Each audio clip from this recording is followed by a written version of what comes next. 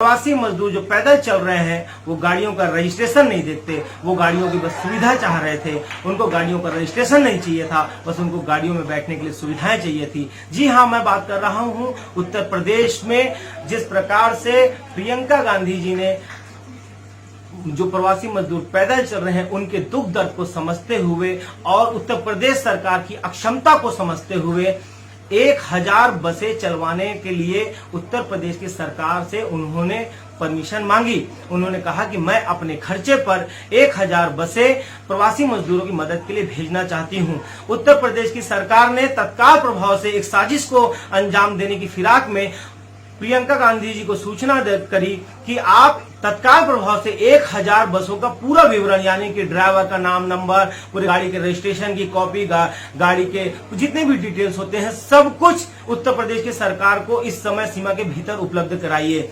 और उस समय सीमा के भीतर के पहले ही प्रियंका गांधी जी ने 1000 नहीं,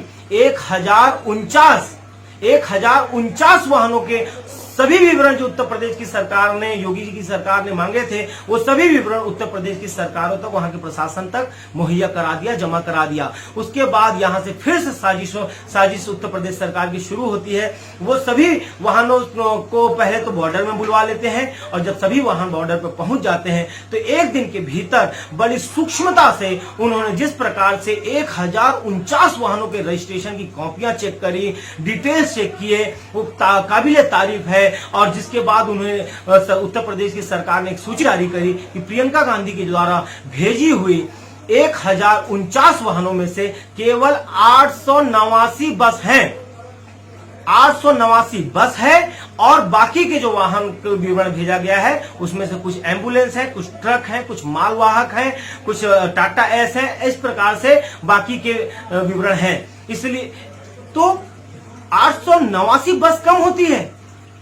यदि चलिए आपकी सरकार मान लेते हैं कि नहीं भेजना चाहती थी टाटा एस में, ट्रक में और एम्बुलेंस में, जो कि पैदल चलने से बहुत ज्यादा बेहतर होता, लेकिन 889 तो बस थी ना योगी जी।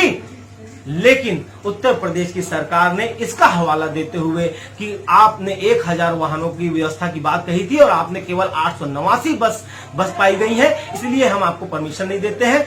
889 बसों को बैरंग लौटा दिया गया। 889 बसें बैरंग खाली लौट गई, एक भी मजदूर को उसमें बैठने नहीं दिया गया। यह है असंवेदनशीलता की पराकाष्ठा को पार करना। उत्तर प्रदेश में योगी आदित्यनाथ जी, मैं कह सकता हूं कि आप कर्मों से योगी नहीं हो सकते। आपने जो कर्म जिस प्रकार से अपनी असंवेदनशीलता का परिचय दिया है, ये एक योगी की नहीं हो सकती। आप निश्चित तौर पर एक ढोंगी हैं। आपने योगी की चादर ओढ़ रखी है और जिस प्रकार से आपने 889 बसों में एक इंसान को भी नहीं बैठने दिया, एक प्रवासी मजदूर को नहीं बैठने दिया। आपने 889 बसों को लौटा दिया। आपने केवल 889 बसों को खाली नहीं लौटाया, आपने 889 बसों में बैठे अपने उत्तर प्रदेश की जनता के द्वारा जो दुआएं आप तक आने वाली थी, आपने उन दुआओं को खाली लौटा दिया। ये आने वाले समय में जनता इस बात की सजा से एक दिन के भीतर आपकी सरकार ने, भारतीय जनता पार्टी की सरकार ने 1000 से भी ऊपर वाहनों के रजिस्ट्रेशन, सब कुछ उनके विवरण आपकी बड़ी सूक्ष्मता से उन्होंने चेक करके निकाल लिए।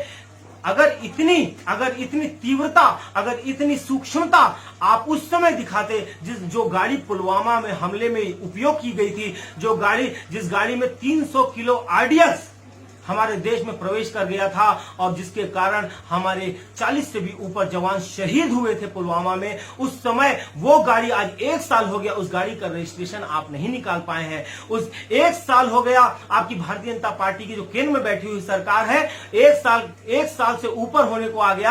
आपकी सरकार ने, भारतीय जनता पार्टी की सरकार ने, नरेंद्र मोदी की सरकार ने आज तक उस गाड़ी का रजिस्ट्रेशन नहीं निकाल पाई है, उस गाड़ी का विवरण आज तक जनता के सामने नहीं दे पाई है। और उससे जो लोग पुलवामा हमले में गिरफ्तार हुए थे उनकी जमानत हो जाती है। बहुत बहुत धन्यवाद। जय हिंद, जय भारत।